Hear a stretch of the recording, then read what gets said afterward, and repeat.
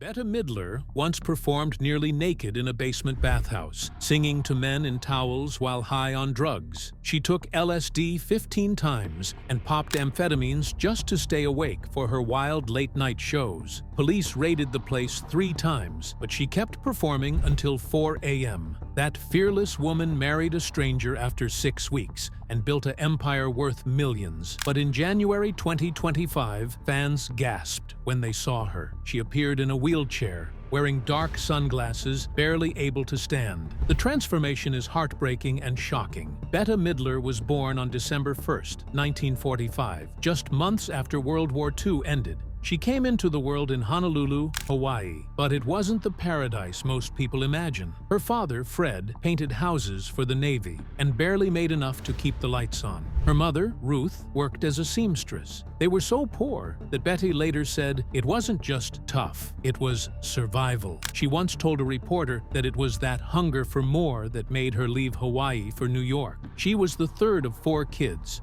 squeezed into a house that had no extra space, no extra money, and no room for dreams unless you fought for them. Life wasn't gentle, and neither was her father. They lived in a mostly Asian neighborhood in Aiea, where her family stood out in every way. She was Jewish, pale, loud, and different. Her mother named her after the famous actress Bette Davis, though she mispronounced it and gave her a name that stood out even more. That difference didn't bring admiration, it brought isolation. She was bullied, left out, and made to feel like she didn't belong. She found peace not with people, but with nature. She would talk about the sky, the sea, the flowers, and the bugs like they were her only friends, and in a way, they were. They didn't judge her. They didn't shut her out. At home, things were even harder. Her father wasn't just strict, he was cruel. He hated anything to do with show business and treated her passion for it like a sickness. When her sisters tried makeup, he flushed it down the toilet. When her sister Susan came home late, he locked her out. Her younger brother Daniel had brain damage, and their father would scream at him daily while trying to teach him to read. He told Bette she looked like a loose woman and refused to see her perform, even when she was famous. He only ever watched her once, on Johnny Carson. That kind of rejection cuts deep,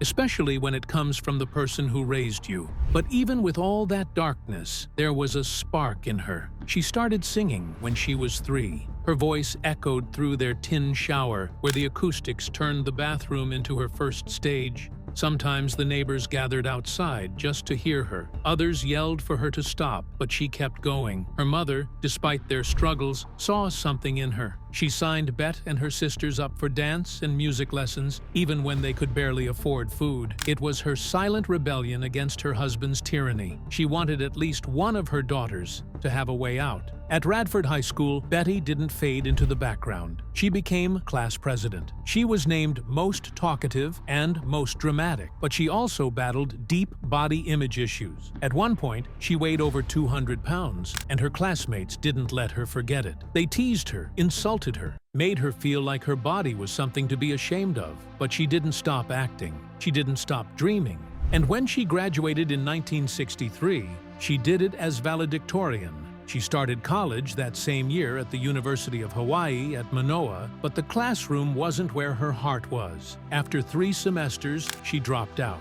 She had one goal: to leave Hawaii and make it big. She took on degrading jobs to save money. One of the most surreal was working as a go-go dancer at a pineapple cannery. She also sorted pineapples on factory lines. It was sticky, repetitive work, but she kept her eyes on New York. She arrived in Manhattan on December 15, 1965, just 19 years old, with only $35 in her pocket. She checked into the Webster Hotel for $12 a week and survived on peanut butter sandwiches and tips from coat-checking jobs. She even stole toilet paper from public bathrooms just to get by. She auditioned for 47 shows and got rejected over and over, but she never gave up. In 1966, she finally got her break. She was cast in Fiddler on the Roof on Broadway, playing Seidel. But it wasn't the dream she'd imagined. She earned just $85 a week and lived in a tiny apartment with 5 other actors. The bathroom was shared, the roaches were everywhere, and the heat was unbearable. She slept on a fold-out cot. Her feet bled from dancing. She performed 8 shows a week for 3 years straight, but she learned everything she needed to know about stagecraft there. Then came something unexpected. In May 1970, she started performing at the Continental Baths in Manhattan. It was a gay bathhouse hidden in the basement of a hotel. She wore only a towel and heels and sang to men lounging in steam rooms. The air was thick, the lights were dim, and anything could happen. Her pianist was Barry Manilow, who made $35 per show. She made $50, sometimes more with tips. She performed there till 4 in the morning, even after Broadway shows. Police raided the place 3 times. She kept performing. She called it her graduate school. Drugs were everywhere during those years. Between 1967 and 1969, she took LSD at least 15 times. She smoked marijuana before shows to ease her nerves, but sometimes got too paranoid to go on.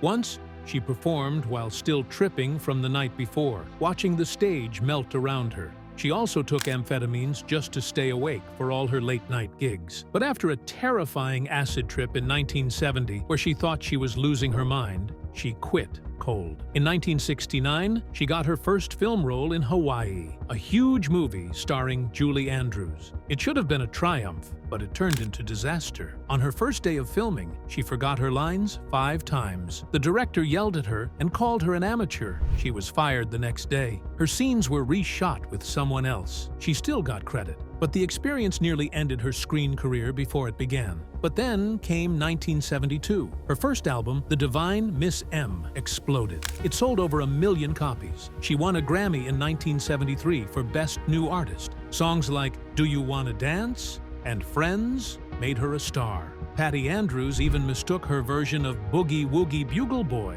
for the original. That album, made with Barry Manilow, changed everything. Back at the Continental Baths, she was now a legend. One night in 1971, she ended a show by flashing the crowd with nothing but a towel. Celebrities packed the place. Atlantic Records took notice. They gave her a deal, but she still had to fight. The industry loved to exploit new artists, and she knew it.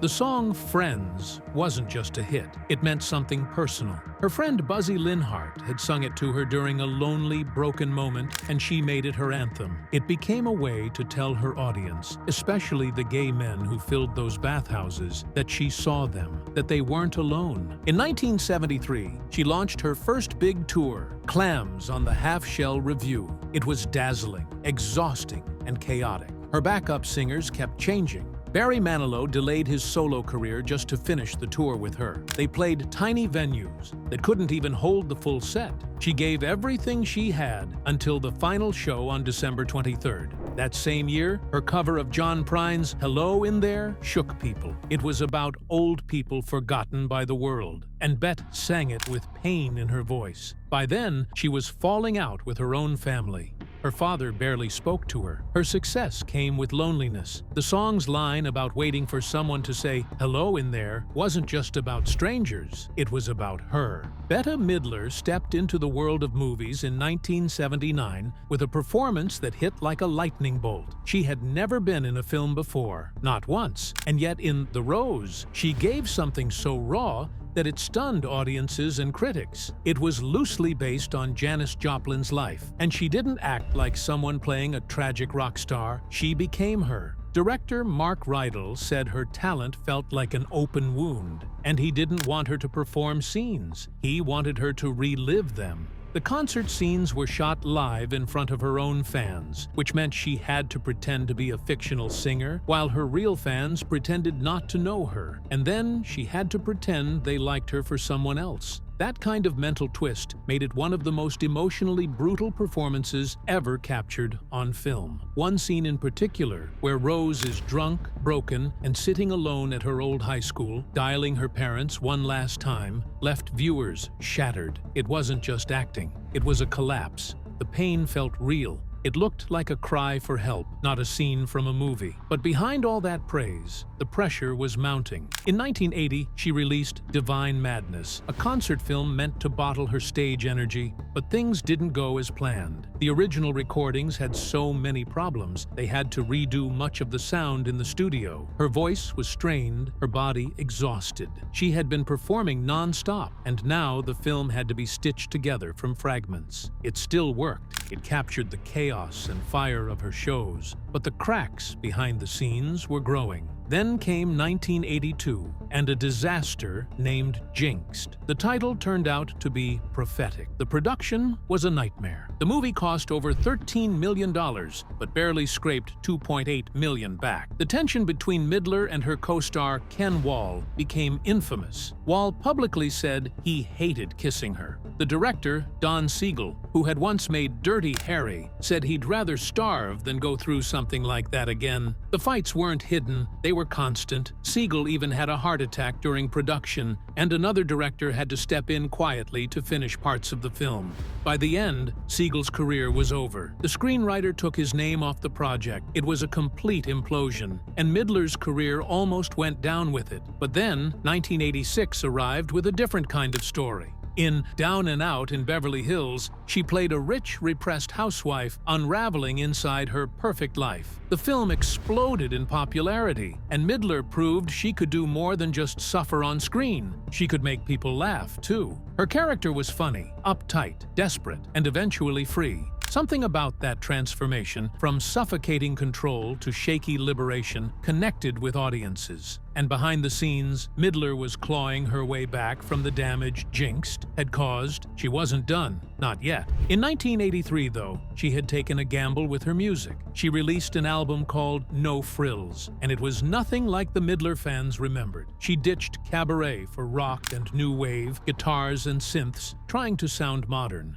But it didn't work. Critics didn't get it. Her fans didn't either. The sessions were grueling, the pressure from the label unbearable. 3 singles came out of it, and none of them could save the album. It became a lesson for Midler. Trying to follow trends instead of her instincts wasn't the path. Then, something remarkable happened in 1988. She sang a song that would carry her name forever. Wind Beneath My Wings, part of the film Beaches, was born from heartbreak. She had lost friends to AIDS, and when she sang that song, it was more than a performance. It was mourning. It reached #1 in the US and Australia, and hit #5 in the UK. It won the Grammy for both Record and Song of the Year in 1990. People felt the grief behind the voice. It wasn't just sad, it was honest. It was one woman carrying the memory of people gone too soon. When she released Some People's Lives in 1990, it became her most successful album. But once again, behind the success was pain.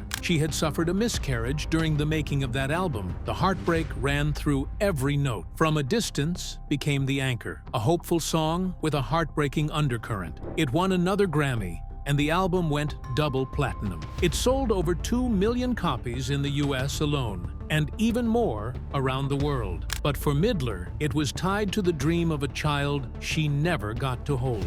In 1993, she launched a tour called Experience the Divine. It earned $20 million. It was pure spectacle. Costumes, lights, fishtails, humor, music, madness. But in Las Vegas, the dream cracked. A set collapsed during setup, injuring crew members and canceling the night's show. It was a brutal reminder that even spectacle has a cost. Safety protocols were overhauled, but the show kept going. It had to.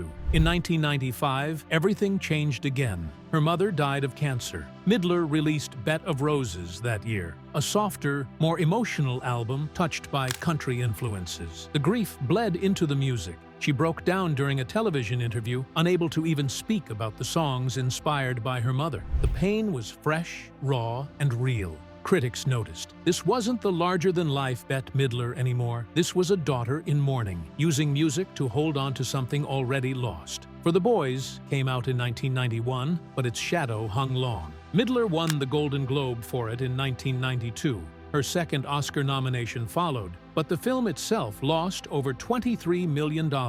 She played a USO performer across decades of war, and the emotional toll of the role was visible. During her awards speech, she thanked the director for what she called the happiest experience she'd had in film. But that happiness wasn't shared by audiences. They didn't show up. Then came Hocus Pocus in 1993, a Halloween comedy, but the makeup process was hell. She designed the character herself: sharp teeth, curved nails, no eyebrows, a triangular wig that glowed under lights. It took hours each day. The film wasn't a hit at first, but over time, it became a cult classic, and Winifred Sanderson became one of her most loved characters. In 2022, she brought her back for a sequel, and suddenly, the woman who had once almost lost her career to a single movie had given life to a character that would outlive her. In 1996, The First Wives Club happened. It opened quietly, with low expectations, but then it kept growing. It made over $181 million worldwide. It became the 11th highest-grossing movie of the year. Women felt seen, and they showed up. Midler, Goldie Hawn, and Diane Keaton suddenly became the face of female empowerment at the box office. They won awards, changed narratives, but behind the success were whispers, rumors of tension, of clashing egos, of scenes that weren't easy to shoot. Still, they made something unforgettable. The 2000s didn't start well. She starred in a sitcom called Bette on CBS. It opened strong but collapsed fast. Co-star Kevin Dunn left, citing fights. She was exhausted, but even as the show failed, she slipped into a small, uncredited role in What Women Want, which ended up making $370 million. Sometimes a whisper speaks louder than a scream. She didn't stop. In the mid-2000s, she became more selective. She performed less, chose carefully, supported causes, showed up where it mattered. She didn't direct Then She Found Me, but she stayed in the public eye with elegance and resilience. Time magazine once called her a 5'1" statue of libido, carrying a blue torch. It wasn't just about sex appeal, it was about fire. In 2013, she returned to Broadway. I'll Eat You Last was her comeback. A one-woman show filled with filthy gossip and brutal truths. She played Sue Mengers and pulled no punches. She called out Hollywood secrets on stage. When Jane Fonda challenged one of her claims, it only made the show more electric. She would pick random audience members to fetch drinks or joints mid-show, shocking everyone. The performance was wild and unforgettable. In 2017, she took on Hello, Dolly and nearly broke her body doing it. A set piece crashed into another during previews. She fell. She needed knee surgery. Rumors swirled that she might never perform again, but she came back and finished the show. The audience stood for her. She won the Tony. She kept going. The show made millions. It shattered records before it even opened. But backstage, things weren't perfect. Cast members quietly reported racism. Complaints were filed. Settlements were made. It wasn't all glitter and roses, but the show didn't stop. On her final night, she raised more money for charity. Some called it damage control. Others just called it Bette being Bet, resilient, defiant, unfiltered. Then there was her relationship. It all began in the most unexpected way. At 2 in the morning on December 16, 1984, Bette Midler stood at a Las Vegas altar with a man she had only known for 6 weeks. His name was Martin von Hazelberg, and their wedding was so rushed that there were no guests, no photos, not even a proper memory of where exactly it happened. An Elvis impersonator officiated the ceremony, and for years, that was the only detail they truly remembered. No one had camera phones in 1984, and that was the end of it, until decades later, when a chapel archive unexpectedly dug up long-lost photos of the wedding. Bette and Martin had completely forgotten they even existed. But what started as a spontaneous act turned into something rare. At first, their life together wasn't traditional at all. For the first 2 months, they didn't even live in the same house. And once they did, they still kept separate bedrooms, something Bette later said was absolutely essential for their sanity. She blamed it on his snoring, but the truth was they barely knew each other when they got married. They admitted it in a 1991 interview, saying those early years were tough. What most people didn't know was that Bette had been going through a nervous breakdown just 2 months before the wedding, in October 1984. That vulnerable moment led to a decision that might have seemed reckless, but somehow lasted a lifetime. Their daughter, Sophie, was born on November 14, 1986. For years, Bette strongly discouraged her from joining show business. Sophie studied sociology and East Asian studies at Yale and considered becoming everything from an astrophysicist to an editor. But in April 2008, she finally told her mother that acting was the only thing she truly wanted to do. It was the first time she'd ever mentioned it. By 2014, Sophie had completed her Master of Fine Arts at Yale Drama School and made her stage debut that same year. A decade later, in 2024, she and her mother shared the screen together for the first time in a film called The Fabulous Four. Bette's career wasn't just filled with applause and awards. She was once dragged into a legal fight that changed celebrity law forever. In 1988, the Ford Motor Company tried to use her voice in a Lincoln Mercury commercial. She had refused their offer, so they hired someone to imitate her. Bette sued them. The case went all the way to the Ninth Circuit Court of Appeals. She won. The ruling declared that a person's voice could be just as protected as their face. That single case reshaped the rights of artists across the country and is still referenced in major legal battles today. But not everything was handled in a courtroom. In the 1970s and through the 1980s, Bette had a very public feud with Dolores Hope, the wife of Bob Hope. The conflict started during military performances. Bette's routines were edgy, bold, sometimes risque. Dolores found them offensive and called them unpatriotic. She even tried to have Bette banned from performing for the troops. Bette responded with jokes and jabs of her own, mocking Bob Hope's age and their old-school image. It wasn't just personal, it was cultural. One generation clashing with another, live on stage and in interviews year after year. And then there were the drug rumors.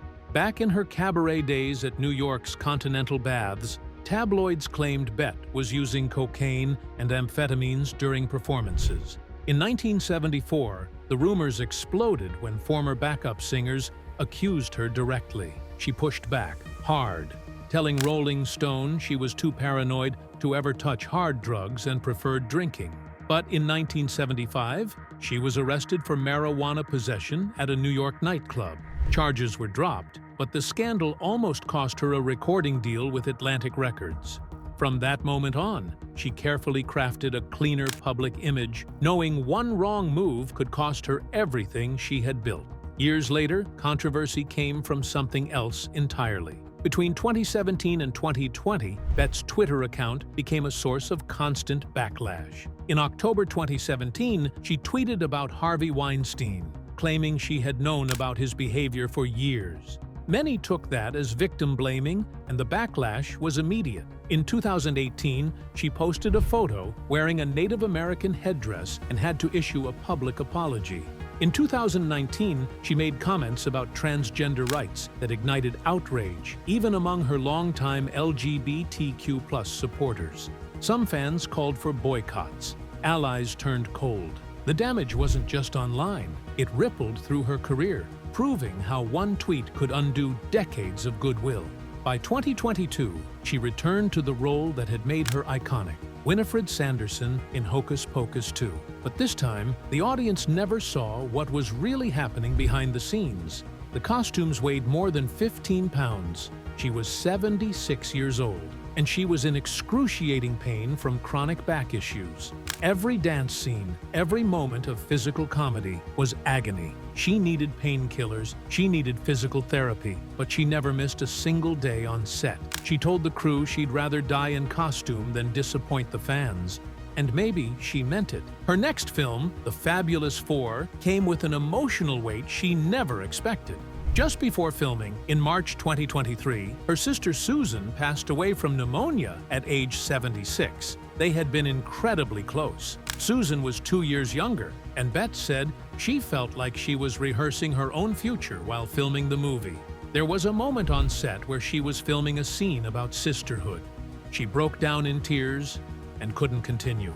Filming stopped for 20 minutes. The emotions weren't just acting anymore, they were real. Then came something she never saw coming. In 2020, Her beloved environmental charity, the New York Restoration Project, was rocked by betrayal. A longtime staffer named Maria Gonzalez stole $500,000 through fake invoices and ghost contracts. She had been with the project for 8 years. Bette had even invited her to private holiday parties. The money was supposed to fund tree planting and park restoration in neglected areas of the city. Instead, 3 major projects were canceled and 6 people lost their jobs. Gonzalez was sentenced to 3 years in prison, but the emotional cost to Bette was far deeper. That charity was part of her legacy. Now, it carried a scar. In January 2025, something happened that felt like a farewell. Bette showed up, unannounced, at a Broadway performance of Death Becomes Her. She wore dark sunglasses and sat in a wheelchair, pushed by her assistant. She was 79 years old, battling severe arthritis in her knees and hips. When fans recognized her during intermission, many cried. She tried to stand and wave. Cast members brought her backstage, and she spent nearly an hour sharing stories. Rumors swirled about a farewell tour, but her team denied it. She was no longer the unstoppable force from Hello, Dolly. In 2017, the pain was real now. The limitations were clear. But even so, her presence filled that theater with something that couldn't be explained. Even in silence, she was unforgettable.